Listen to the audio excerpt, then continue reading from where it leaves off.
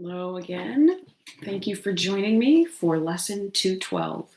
We are still in a review and we are reviewing I am not a body, I am free, for I am still as God created me. Lesson 192 is the lesson that we are focusing on. I have a function God would have me fill. I seek the function that would set me free from all the vain illusions of the world. Only the function God has given me can offer freedom. Only this I seek, and only this will I accept as mine. I am not a body, I am free, for I am still as God created me. Let's go on to see what Team Spalding's channelings say. First off, you are blessed beings indeed. I am that one that you know as Jesus. Your purpose on this earth plane is to remove everything unloving from your mind. Unlovingness is manifested in your emotional guidance system as negative emotion. Whenever you feel negative emotion, you can be assured 100% that you have had a fearful or unloving thought about yourself, something, or someone else. Your guidance system is telling you, you are made of love. This is not loving.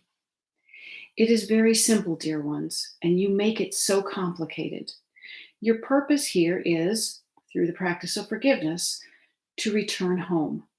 So how is the practice of forgiveness the device by which you return home? Forgiveness helps you understand that you only experience your own consciousness here. And I want to reread that. Forgiveness helps you understand that you only experience your own consciousness here. Yes, it seems that all kinds of people, places, and things cause you trouble, but those troubles arise from your own mind. That is the only place they exist. All events are neutral until you tell an unloving, a judgmental, or a separation-focused story about them, and in that story, you suffer.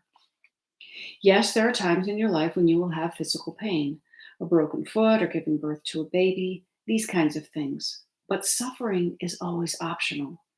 Suffering means you have forgotten your purpose here, which is to forgive and remove your mind that which is unloving and allow the Holy Spirit to translate your interpretation into truthful meaning of the experience. We are all with you to support you on your journey, but we cannot make decisions for you. Only you can indulge in your fearful and judgmental thoughts but without impunity. There is, of course, a consequence, and it is suffering. You will never be punished for what you do when you are mistaken. You will never be punished for being confused. You will never be punished for not knowing what to do. This is why we bring this information to you today, so that you may be sure that the power lies within your mind. The power to stop suffering is yours and yours alone. We can only shine the light on the solution.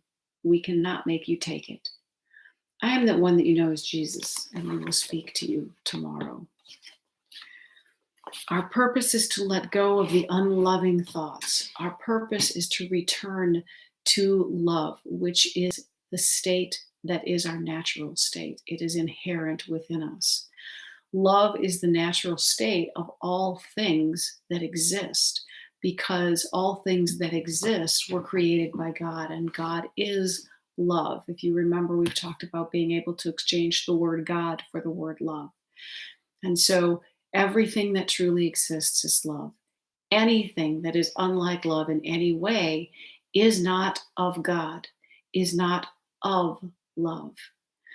Your truth is love. And so your function here is to find that place where you feel that peace and tranquility no matter what's going on. They talked about in the channeling, they talked about it was possible to feel physical pain, giving birth, having an accident, even experiencing an illness. But we have pain, we have discomfort when we are learning lessons. It's hard to learn things at first, but it does not mean we are suffering. I know musicians who have played until their fingertips have bled. I know runners whose feet become bloody, ballerinas, athletes who come home bruised and battered. My daughters did a mud challenge a few weeks ago, and they came back not only filthy but bruised from the event, but they had the best time. They did not suffer. They did what they were doing filled with love. If you are filled with love, you will not suffer. When we give birth to a child, yes, it is uncomfortable. It is intense. And we are not suffering because we have the focus of the love.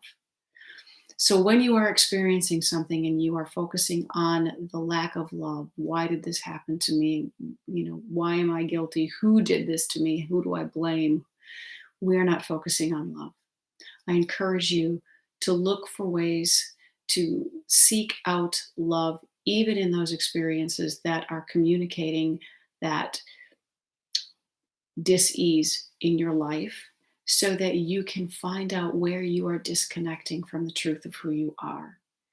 In those moments, when we realize where we are disconnecting, we also find the solution and the connection. Have a spectacular day, and I'll talk to you tomorrow. Bye.